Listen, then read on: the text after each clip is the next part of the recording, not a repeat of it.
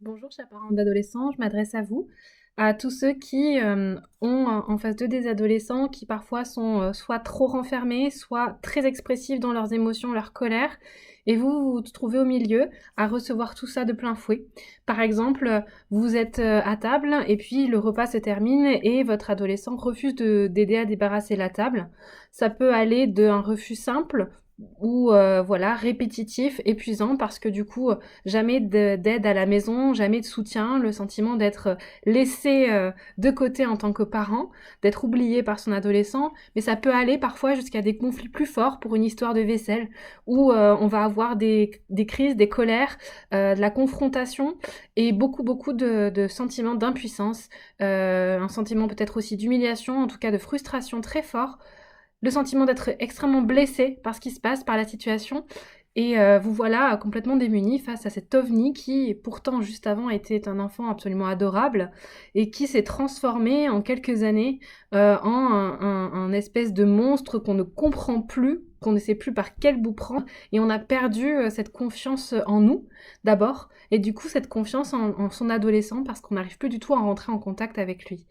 C'est souvent ce qui se passe au moment du passage à l'adolescence, la préadolescence puis à l'adolescence. On se demande qu'est-ce qui se passe, on croit que c'est une histoire de crise d'adolescence, mais est-ce que c'est vraiment ça? Qu'est-ce qui se cache derrière? Comment fonctionne notre adolescence? Ça, on ne nous répond jamais à cette question, et c'est ce qu'on vous propose de faire dans ces ateliers.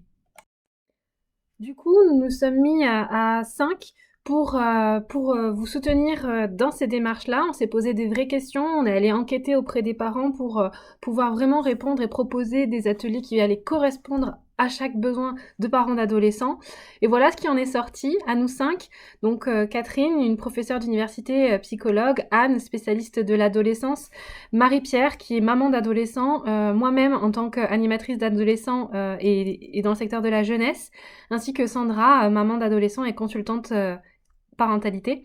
Nous avons créé un module de base qui va vous permettre d'avoir une sorte de mode emploi de votre adolescence, c'est-à-dire comprendre son fonctionnement à la base, le passage entre l'enfance et l'adolescence, qu'est-ce qui s'y passe, quels sont les impacts que vous vivez au quotidien dans la relation avec votre ado ensuite. Et vous allez aussi pouvoir avoir une carte à l'intérieur de vous-même qui va vous permettre d'avoir le bon curseur pour pouvoir vous repositionner et repositionner autre chose dans la relation à vos ados. Une fois que cet atelier de base est posé, il est indispensable. Il se constitue de 3 séances d'1h30 chacune, en distanciel ou en présentiel selon où vous vous trouvez et selon les dates disponibles.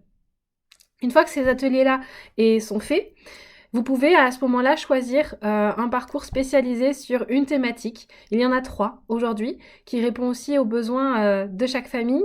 On peut avoir le besoin de travailler autour de mon ado n'aide pas à la maison, comment est-ce que je peux l'inciter et retrouver son aide au sein de la vie de famille, son implication au sein de la vie de famille.